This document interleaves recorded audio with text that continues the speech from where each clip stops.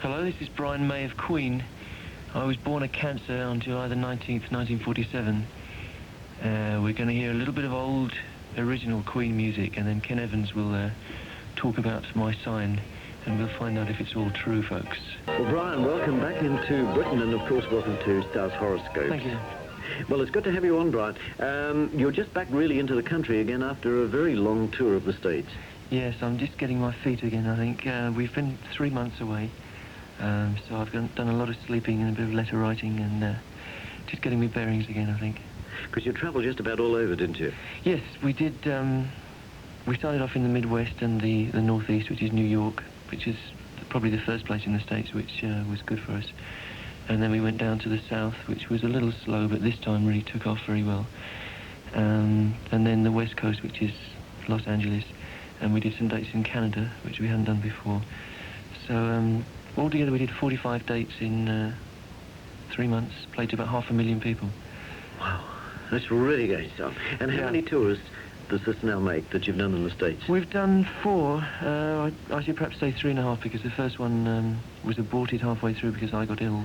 Right, indeed, we remember that. I remember it very well. I bet you do. About a month ahead of time. And health-wise now, you're absolutely fine, are you, Brian? I'm fine, yes. We're very careful to keep healthy on the tour, and we take it pretty seriously, keeping in trim. It's like an athlete's training, I think. You have to be fit to do it, or you can't do it at all. It must be an endurance test at time, particularly as you were going over when America was having probably the worst winter in history, and you must have been frozen stiff. Yes, we have to hit it, yeah. We were very lucky, actually. In fact, we have a very good crew, and they managed to truck the stuff around through all the worst weather, and we only lost 1 gig in all that bad weather, and that wasn't because we weren't there. It was because they wouldn't allow us to use the power, because they had a fuel shortage. So that was pretty frustrating, but we managed to fulfill all the contracts, which is great. What about the rest of the band? Did they manage to bear up as well as you did? Pretty well, yes. The only problem was Freddie's voice, which gets a real beating on a tour like that, especially if we're doing 5 nights in a row, which sometimes we were. So towards the end, he was having a lot of trouble, and he was going to great lengths to keep it in trim, to the length of not talking at all between gigs and taking all kinds of medications but we lost a couple of gigs due to that. But all in all, we did very well, I think. Would you say that Madison Square was the big highlight of the whole tour? Lots of highlights. That was certainly one of the dreams come true. There's a lot of ambitions which we realised on this tour. Madison Square Garden being one of them in New York.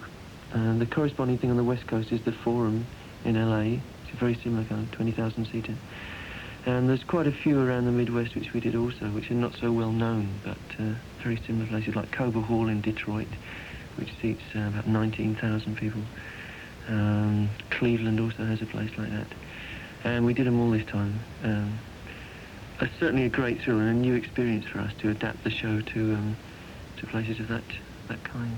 Well, there's a lot of things to ask you, but I think first of all, Brian, let's have one of the many tracks that you've laid down for Queen, and then we'll come back and we'll get down to the main business, of course, and that's horoscopes. Okay, this is an original Queen track. This is Keep Yourself Alive. Brian, let me ask you first and foremost, are you into horoscopes and astrology? Because I know most of the Americans that come on the show are absolutely wrapped up into it. It's true, actually. When you talk to an American, the first thing they usually say is hello, and the second thing is, what's your sign? So you get pretty used to that. Personally, I was involved in astronomy for a long time, which is very different from astrology. And most of the astronomical community looks down on astrology, and doesn't think there's anything in it. But personally, I've met a few people who've done some research in astrology from an impartial point of view, and they all came up with correlations, I know, between the positions, mainly of the planets, not so much of the stars, but of our immediate environs in the solar system. Certainly there seems to be a correlation between them and human behaviour. So I'm not as sceptical as I should be, perhaps. Well, let's then find out what this all has to say about in relation to that. Yeah, I don't know what you're going to say. So, okay, well, here it is, right off the bat. The first thing that shows up, Brian, is that you can be as elusive and as unpredictable as the wind, or as sane and as practical as a hunk of wood. Do you see yourself like that, Brian, almost like a mood child? I don't know. I suppose I'm unpredictable to a certain extent. tend to keep myself to myself, I suppose, most of the time.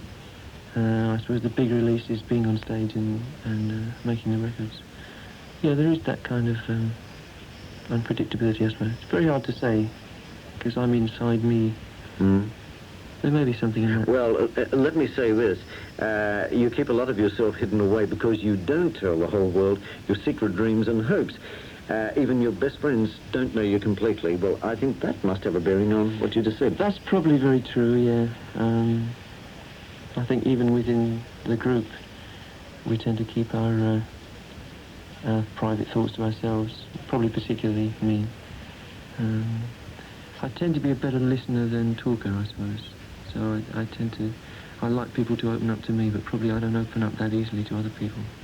Isn't that a great gift, really, to be a listener rather than a talker?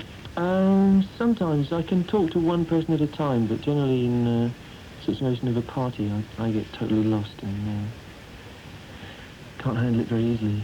Is it more difficult for you than in the States when you have one of those gigantic receptions, when you've got the whole business around you, as against a similar sort of thing in Britain? I remember going to a Queen playback session about last October, November to hear the album, and that was pretty frightening. That was frightening enough. Yeah, it's not my... it's not the situation I function best in at any time, really. I tend to hide away in a corner and talk to someone and not meet the people I should. Well, I think that's true also of most of us. I think basically there's a shy element in most of us. Right, Brian, take a track from Queen. Okay. And back and talk some more. This is Back to Rock and Roll. This is Now I'm Here from Sheer Heart Attack album. Now I'm here from Sheer Heart Attack, and right after this message coming back, and going to talk some more with our guest tonight, and of course that's Brian May. Brian, what do you think about this? It says you've got bags of charm. In fact, you can charm the birds right out of the tree. Come on, get into that one. I don't know about that. That sounds more like Roger than me. Really? Roger's better with people than I am, I think. Is he a Cancer? He's a Leo. Well, I don't know about that. It's there's very one hard. thing, of course. You do have your moon in Leo. So that also means that you're very loyal and full of integrity. So it also may have a connection, too, with your charm. Yes, I guess I am loyal. I don't know about charm. That's an elusive thing. Yes, I tend to be loyal once I get to know someone. And I tend to feel attached. You may not see a thing like charm yourself. It may be almost embarrassing to use the word, and yet other people may see it as a very natural thing. So it can be there, whereas you're not necessarily directly looking at it. What about this? Leave that with you. Okay, I think you've got it all right. You were born to make money, and it's important to you. Right, as a kid, did you want to end up being very, very rich and being able to buy all the things you wanted to? No. I don't think so, really. No, I don't feel that's me, really. I don't tend to be aware of money very much. At different times in my life, I've had very little, and at other times I've had enough. And I don't think I've really noticed the difference that much. I don't tend to live up to what I can live up to, and generally it needs other people to tell me how much I haven't got or I have got. Because you have got a lot of accountants, a lot of business people around you. Well, we have people mainly to run the group's business, and as a sideline, they look after our sort of private things. So I tend to not to know what's going on, I must admit. So, and being rich, I don't think was one of my dreams, really. You're quite happy to work and keep everything going. So long as you're working, you're happy. Yeah, I need to have enough to live, I suppose. If I was on the poverty line, I would feel it. But enough is enough, really. If I have enough to be comfortable, I don't really feel the need for much else. What's going to happen in July when you have a birthday? Do you get and buy yourself presents? You know, anything in particular every year you think, okay, it's my birthday, I want to have something that nobody else would have probably thought about? Let me think. Yeah, maybe there's the odd thing I get. Usually completely worthless things. 'Cause, again, the things I tend to collect are usually scraps of things which make up sets, like cigarette cards or photographs or sugar packets. I used to collect matchbox tops and things like that. So one of the things which I bought recently, which I couldn't previously was a complete set of Eagle comics. I don't know if you remember. I know the Eagle Dan comics. Dare and Yeah, stuff. sure. I used to collect them when I was a kid, and there were some of them which I didn't have, and I always wanted to have them, but they cost quite a lot now, and I couldn't until recently. So when I had the money for that, I went out and answered some adverts and found some, and that was one of the biggest thrills for me. How many do you still need? I've got them all from the day they began up to about 8 or 9 years later. So the only ones I haven't got are the recent ones, because I stopped buying it after a while, thinking it was childish. Well, here's a beautiful opportunity to tell everybody what you need. Yeah, I can't remember, actually. Well, if there's anybody listening who's got a few spare, then send them straight into Brian, and we'll gladly pass them over. Great. Right, more music then, Brian. Okay, we have to play this. This is definitive Queen music. And really established us with a bigger audience than we'd ever had before at the time. It's called Bohemian Rhapsody. Bohemian Rhapsody, one of the all-time greats. A number one, of course, for Queen, and I think it stayed there for something like 2 months. And right after this message, coming back, and of course back again with Brian May. Brian, one thing that should be mentioned is your uncanny ability to detect sincerity and honesty in others. That's interesting, because that's one of the qualities I would like to think I had. Something which concerns me. Well, it's in the chart. It's obviously there. Looking down there, I always think these look like Egyptian hieroglyphics.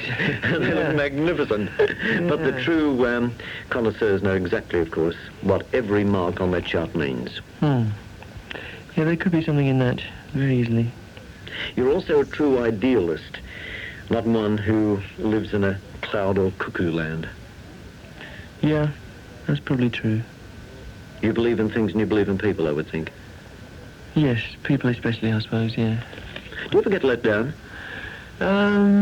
Yes, but I have a kind of belief that if that kind of thing happens, then it's probably for the best. Because... That's being very realistic. It brings things all out into the open, you know, and very often the things which seem to be the most crushing blow at the time turn out to be a shot in the arm for later on.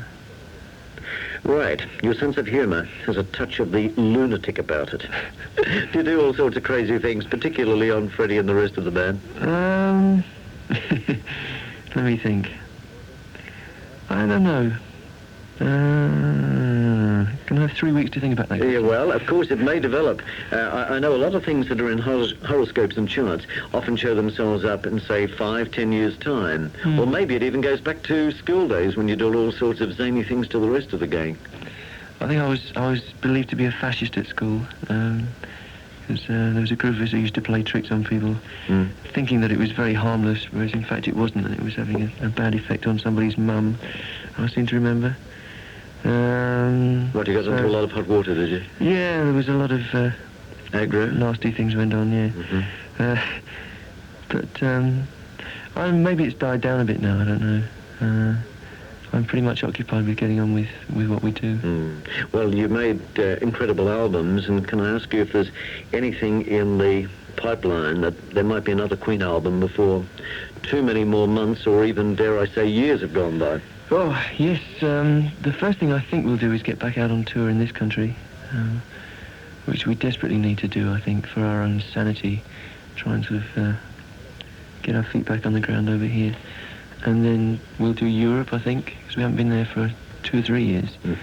And then I think straight back into the album, the new album. Well, I can hear a lot of screams out there. When in Britain? When in Europe? Well, we're still talking about dates, so I don't want to make any promises. But could it be this year? I think. Oh yeah, it'll be before. We're trying to do a summer tour, and it's just a question of which way around, you know, where we can find the dates. We want to do it on a different scale to what we've done it before. The British tour will be a lot different from what you've seen before, because we've learned a few things. All reflections from the States, eh? Some of that, yeah. Some comes from outside, some comes from inside. The music's changed a little. We've developed a bit. We have a few things to surprise you. Well, in the meantime, let's have another record while then come back again. So. Okay, this is the new Queen single, which is Tie Your Mother Down. Tie Your Mother Down from Queen, featuring, of course, Brian May, and back in a moment. Well, we're getting towards the end of the show, unfortunately, Brian. One or two things I would like to mention. Worry and apprehension make you physically ill. Yeah. Do you get ill over worry? Well, you don't need to ask that, do you? Someone's turned up some truth there. Well, as you know, yes, I'm probably very prone to that. I certainly feel that from my point of view, the physical well-being is completely related to the mental well-being. And the pressures on the first American tour we ever did were very great, and I got a bit physically run down and a little bit probably mentally taxed, and I got very ill from there. I got ulcers and I got hepatitis and all the rest of it. So ever since then I make a conscious effort to keep on top of myself, I suppose. It's very much related, yeah. If I get physically depressed, then I feel ill, generally. Well, at the moment, anyway, you're looking fine. And the contrary, yeah. If you feel up, then your health tends to be good. Of course it does as well. Which is true at the moment, so I feel great at the moment. One final thing, you're set to have many moods. There are many sides to Brian May. Do you think that that's true? Yeah, probably. Most of them don't get revealed until I've known someone for a long time. I know a lot of people get surprised. It can take months, I think, to get to know someone for me. And generally they'll think, oh yes, I'm very quiet and reserved and kind and all that stuff. And then I'll suddenly turn around and shock them. You surprise a lot of people. Yeah, and so people in the beginning seem to have a respect for what I do, and they think that I have some answers which they don't have. And then if I get to know them for a long time, there'll come a time when they'll suddenly think, no, he doesn't know anything. It's all been a sham or whatever, and they'll hate me for a few months. And then after that, the relationship will carry on as before. It's very strange. I've gone through those things with a lot of people, so there must be different sides to what people see in me. Well, just keep on making great music. Lots of terrific albums like those that you've already released. Thank you. And we'll continue to see you on the charts then, Brian. Let's hope so. Thanks very much. Thanks a lot, Ken. Thanks a lot, Very Brian. interesting.